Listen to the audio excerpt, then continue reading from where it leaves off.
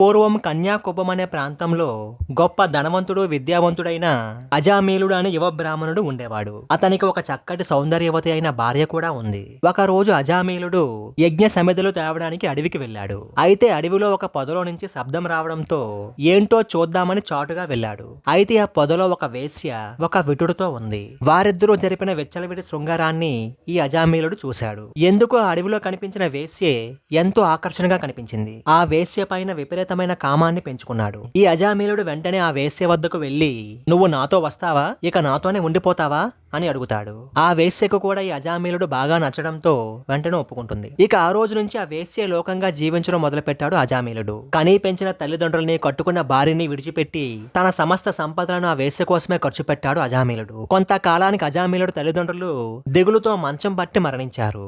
మరణించిన తన తల్లిదండ్రులను చూడడానికి కూడా అజామీలుడు వెళ్ళలేదు. జరిగిన పరిణామాలను చూసిన అజామీలుడు భార్య మతిస్థిమితం తప్పి పిచ్చిదానిగా మారిపోయింది. ఆ వేశ్యతో కలిసి జీవిస్తూ సకల వ్యసనాలకు బానిసయ్యాడు. చేతిలో ఉన్న డబ్బులు ఖర్చయిపోవడంతో తన ప్రియురాలిని సుఖపెట్టడం కోసం దారి దోపిడీ దొంగగా మారి డబ్బు కోసం ఎంతో మందిని చంపాడు. చివరికి ఆ వేశ్య ద్వారా 8 మంది పిల్లల్ని కన్నాడు. అయితే వారిలో చివరి వాడికి నారాయణ అనే పేరు పెట్టుకున్నాడు. ఆ చిన్న కొడుకంటే అతనికి విపరీతమైన ప్రేమ. కొన్నాళ్ళకి అజామీలుడు ముసలివాడయ్యాడు. ఆఖరికి మరణం ఆసన్నమైంది. ఈ అజామీలుడు కోసం కూడా 3 భయంకరమైన రూపం కలిగిన యమదూతలు వచ్చి అతని ముందు నిలబడి భయపెట్టసాగారు. వారిని చూడగానే తీవ్రంగా భయపడ్డ అజామీలుడు తన చిన్న కొడుకుని పేరు పెట్టి నారాయణ నారాయణ అంటూ గట్టిగా పిలిచాడు. ఇంతలోనే అక్కడికి ఒక దివ్య విమానంలో 2 విష్ణుదూతలు వచ్చి యమదూతల్ని పంపించి వేసి, ఓ అజామీల, నీ పూర్వజన్మ పుణ్యం వల్ల అవసాన దశలో శ్రీహరి నామాన్ని స్మరించావు. నీకు 8 ఏళ్ల ఆయుష్ని ఇస్తున్నాం.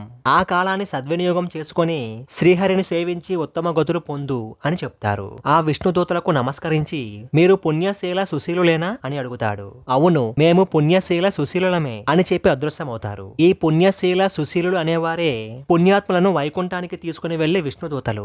ఇక వెంటనే అజామీలుడు ఆలస్యం చేయకుండా మతిస్థిమితం తప్పి అవసాన దశలో ఉన్న తన భార్యను వెంటబెట్టుకుని హిమాలయాలకు వెళ్లి భగవంతుడు ఇచ్చిన 8 ఏళ్ల కాలాన్ని ఆ మహావిష్ణువు సేవలో గడిపి చివరికి వైకుంఠానికి చేరి మోక్షాన్ని పొందాడు.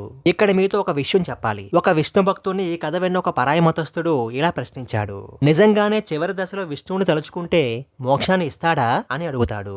అందరికీ ఆ అవకాశం రాదు అని చెప్పగానే వెంటనే పరాయి మతస్థుడు వెటకారంగా, అక్కడ కూడా పక్షపాతాన్ని చూపిస్తారా అని అడిగాడు. అప్పుడు ఆ విష్ణు భక్తుడు, ఒకవేళ నువ్వు పోయే ముందు శ్రీ మహావిష్ణువుని తలుచుకుంటావా అని ఆ పరాయి మతస్థుడిని అడగగానే, లేదు, నేనెప్పుడు తలుచుకోను అని చెప్తాడు. అది విన్న విష్ణు భక్తుడు, నేను అందుకే చెప్పాను అందరికీ ఆ భాగ్యం రాదు అని అనగానే ఆ పరాయి మతస్థుడి ముఖం పాలిపోయి లేచి వెళ్లిపోయాడు.